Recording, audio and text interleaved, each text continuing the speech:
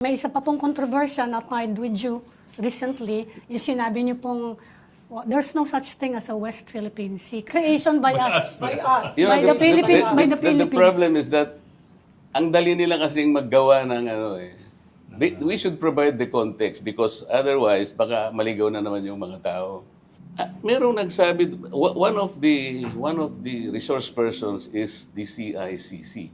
CICC is Cybercrime Investigation Coordinating Center.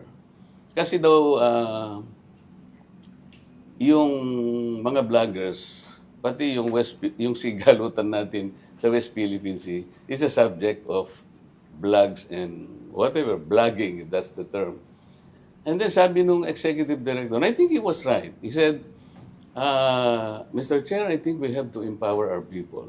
There's a great need to educate our people in this part of our world because even yung mga vlogger nako-consume na ano po yung ano natin, sabi niya gano'n. So, kasi they were talking about deep fakes, they were talking about fake news and so on. Sabi niya, if we can educate all our people, kahit na po maglagay sila ng fake news dyan, makikita kagad ng tao. Outrightly, makikita ng tao because they are educated. So, sabi ko, sir, I think I will support you. Totoo naman yan. But, you know, the issues surrounding this troubled sea, baka hindi mo alam kung gaano complicated to.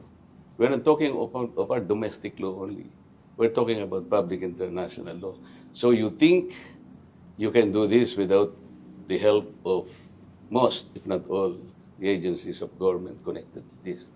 I'm with you. For example, sabi ko, there is no such thing as West Philippine Sea because it's only a creation by us. What does that mean?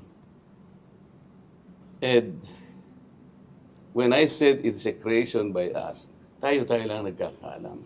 It all started the Administrative Order number 29.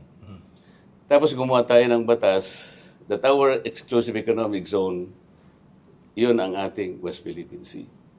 There is nothing wrong insofar as we are concerned.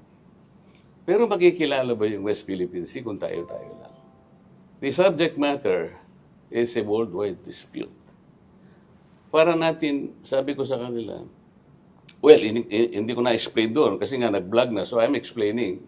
Nakapag-explain yata ako ng several. Sabi ko, kung hindi po natin palilista ang West Philippine Sea in the world body they call International Hydrographic Organization. Ito po yung patalaan ng pandaigdigang mga dagat. Para kakakong gumawa ng isang kalye, sarili mo lang. Bigla na lang na gano'n yung isang Commodore. It could be a traitor. Can you imagine? O sabi ko, Commodore J. Tagliero. whatever is his name. Sabi, he's a traitor. What he did is a disservice to our government. Oh my God. Sabi ko na nga ba, maraming hindi nakakaintindi talaga.